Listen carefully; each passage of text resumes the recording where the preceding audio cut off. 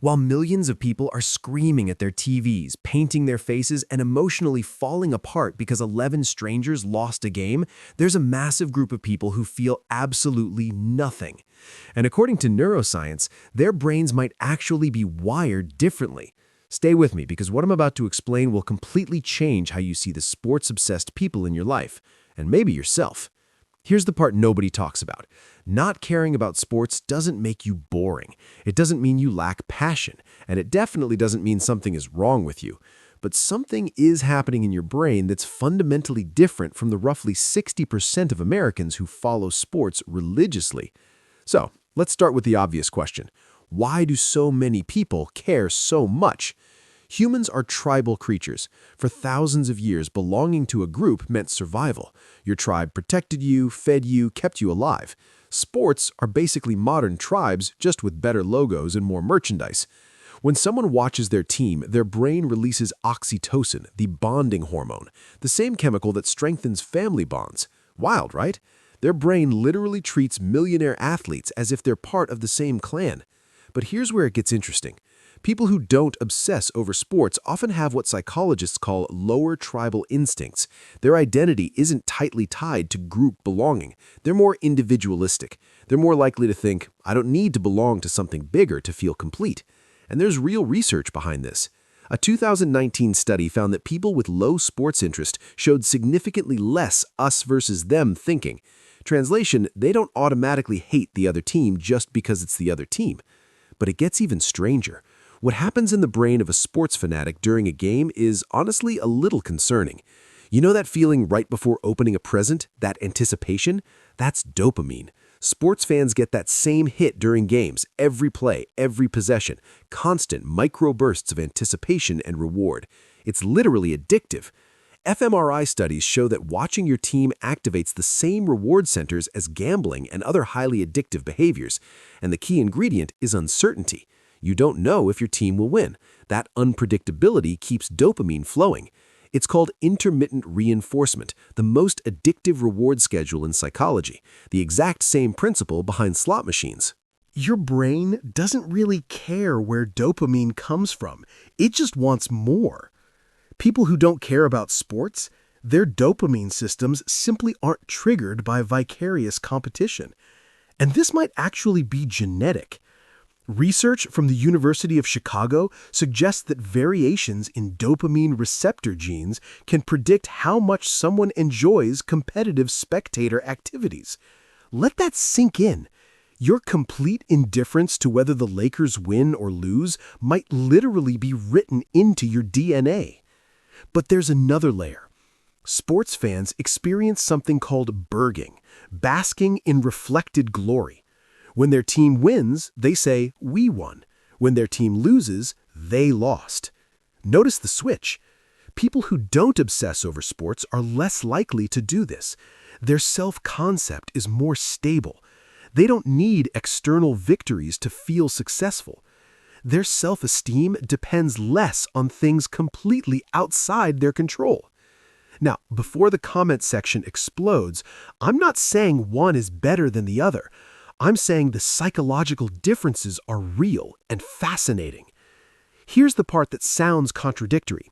Sports fans often score higher on certain empathy measures.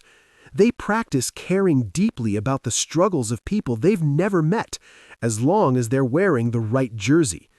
So why don't non-sports people feel that same empathy? It comes down to empathy allocation. Everyone has a limited emotional budget. People who don't care about sports tend to invest that empathy elsewhere. Personal relationships, social causes, creative work, ideas.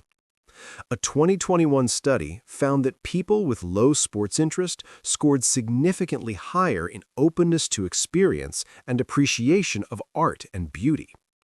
They still want emotional highs, meaning, connection, transcendence. They just find it through music, nature, creativity, learning, not scoreboards. And let's be honest about something else. For some people, not caring about sports is a defense mechanism. Maybe they were bullied in gym class. Maybe they felt excluded by sports culture. Maybe they dislike the aggression tied to fandom. Or maybe they've never understood why grown adults scream at televisions over a ball.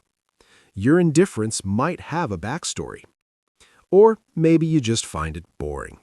Both are valid. So why do sports fans and non-sports fans struggle to understand each other? It comes down to how you experience meaning. Sports fans find meaning in narrative, the underdog story, the comeback, the rivalry, the dynasty.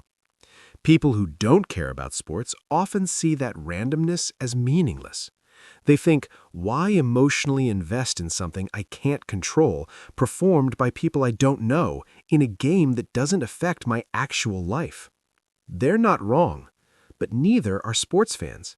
It's just two different ways of satisfying the same human need for story and meaning. One finds it in a championship run. The other finds it in a novel, a relationship, a creative project, or a discovery. Psychologists call this parasocial investment versus direct engagement. Sports fans form one-sided emotional bonds with teams and players. Non-sports people prefer investing where there's real reciprocity, where their actions matter, where they're participants, not spectators. Neither approach is superior, they're just different strategies for navigating life. Psychologist Mihaly Csikszentmihalyi found that flow states, those moments of total absorption, can come from countless activities. For some, it's watching sports. For others, it's literally anything else. And here's something quietly radical. People who don't obsess over sports often report feeling more present in their own lives. They're not spending hours each week experiencing someone else's struggle. They're engaged in their own. So what does all of this mean? If you don't care about sports, you're not missing out on some essential human experience. You're just different. Your reward system, your tribal instincts, your empathy allocation, they're calibrated differently. And that's perfectly okay. So the next time someone asks, "Did you see the game?" and you genuinely could not care less, remember, you're not broken. You're not boring. You're just playing a different game. One that might, just maybe, have higher stakes.